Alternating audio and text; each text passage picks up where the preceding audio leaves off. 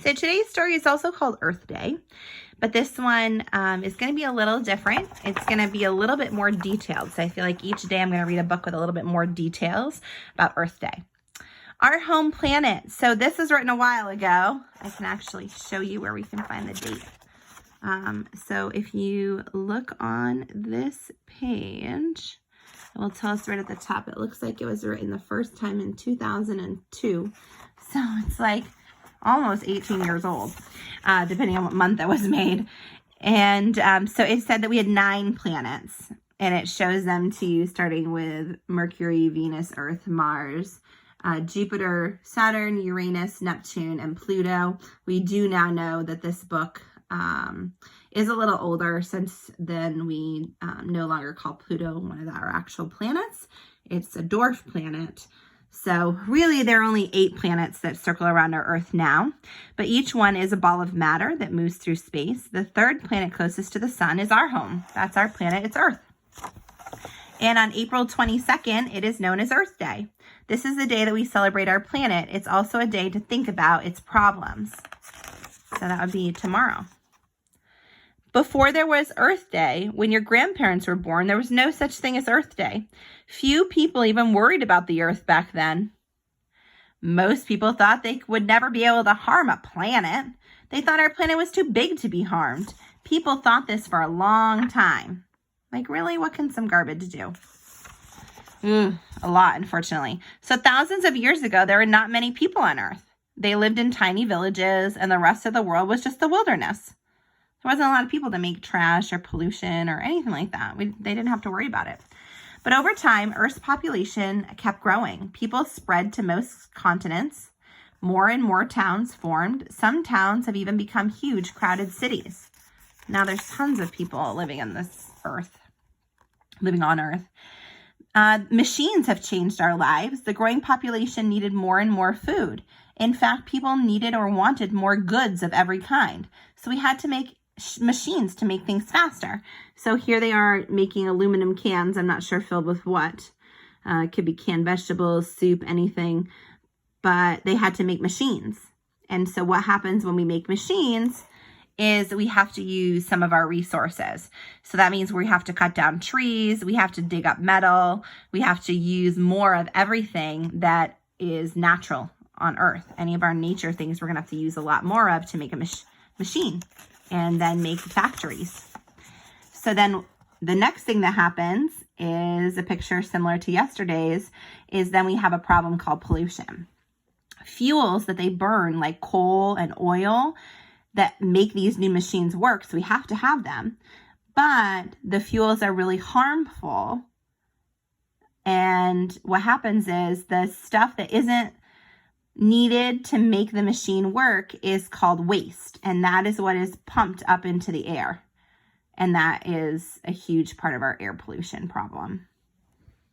The new machines also create what we call water pollution, because that harmful waste that they don't need to make whatever they're making at their factory or their farm or their homes was being poured into streams, rivers, and lakes.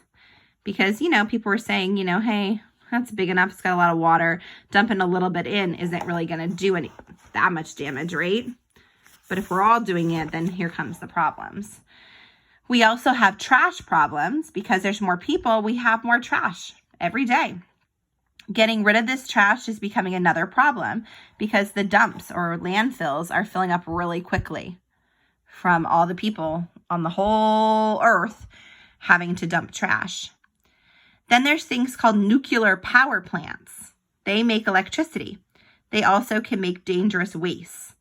These wastes must be stored very carefully in special places. Nuclear power plants give off steam that you can see, but also very dangerous waste that you can't see. So there has to be a way that we have to be able to get rid of that dangerous waste, because that's waste that's dangerous that could actually kill people. So they have to do a really safe job of making sure to get rid of that waste, not just the steam that is safe. Another one of our Earth problems is trouble for our animals. And we've talked about this before. This is why Dr. Seuss wrote the Lorax. People began changing Earth to fit their needs. They drained swamps. They cut down jungles. They damaged rivers. They changed the places where animals lived. People build their homes in the wilderness and wilderness places, harming the plants and animals around them.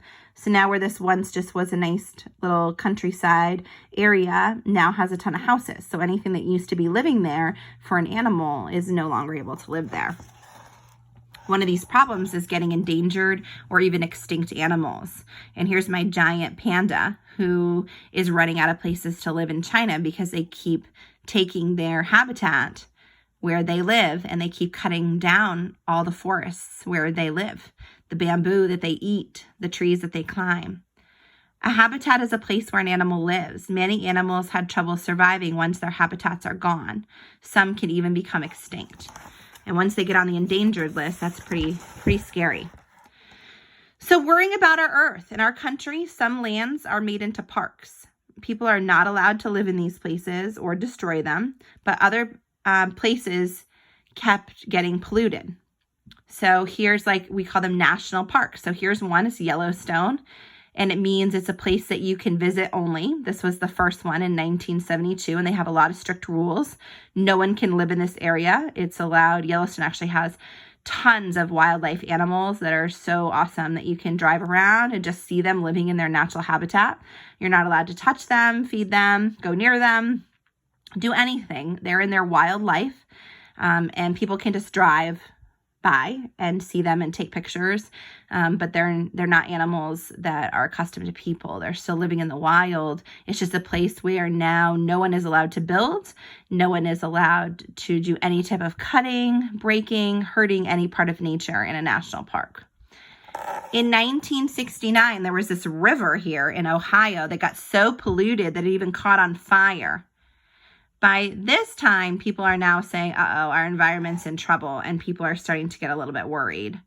So this is oil on a river in Ohio. The flames were as high as a 5-story building. Oil is very dangerous, and now you have the pollution from the fire and everything burning into the air in 1969. So that's really scary. Now people are going, wait a minute, we're really damaging things. And yesterday we talked about this man, Gaylord Nelson from Wisconsin, who came up with Earth Day with his friend. He said there has to be a special day to honor the earth. So on April 22nd, 1970, we celebrated the first Earth Day. That day, about 20 million people around the country took part in Earth Day activities. They showed their concern for Earth, and they even marched and gave speeches about how to help Earth. And that's what we still want to be doing. It's a time to think about how we can still help the earth. So there have been some laws. Within 2 years from when they started this, some laws started passing, and those laws made it harder for people to do things like pollute the air and the water. Some polluted places even had to be cleaned up. They made them clean them up. There was another important law in 1973 that protect our animals. So any animal, we now have an endangered list. So if there's getting to be a low number, they get on the endangered list so that they don't become extinct. Because if they're extinct, we can't get them back. And it helps us that they can't be hunted, their habitats can't be destroyed. And one of those was the bald eagle, because people were hunting them, were cutting down the trees that they live in. And so unfortunately, they're one of the other animals, along with many others, that have been on an endangered list. So we have to be really careful, and you're not able to hunt them. You can't cut down their habitats. You have to leave them alone because there's not that many of them left in the world. So how do you help? Some people are helping Earth by recycling. Recycle your glass, metal, paper, and plastic.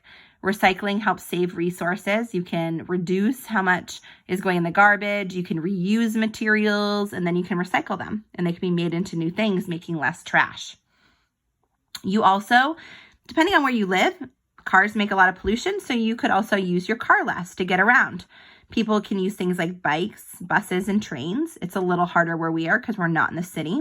So we do have to take our cars a lot more places than people who live in the city who could hop on a bus, the subway, hop on a bicycle, things like that. So walk, do a lot of walking. We're not able to do that quite as much, but you can do that as often as you can. Scientists are even working on an invention, and so cool because now this has already been invented since this book was written, on a hybrid car. And hybrid cars have been invented. They are cars that do not use gasoline. They're used by energy, and they create less pollution So we actually do have those invented. Unfortunately, right now they're still really expensive, so not everyone can have one. But hopefully they'll work on that, and someday we'll all be able to buy a hybrid car. Today, electricity can be made from the sun and the wind. These in the picture are all windmills. Someday, wind and sunlight might replace coal and oil as fuels. Scientists are working on these ideas. And we do, out west especially, there's lots of windmills that are making electricity. We now have solar panels we've talked about before in class that make electricity, also super important. So what's the future like? Well, what will our planet be like? Will it be green and clean? Will it be gray and polluted? It all depends on us. Our actions are what make the difference. So Earth Day is a good time to think about the environment. What role will you play in the story of planet Earth? And some of your things in your literacy packet for Earth Day stuff has to do with ways that you think you can help on Earth Day. What things can you do that are going to help our planet? So have a great day. I have one more story for you guys tomorrow. Bye.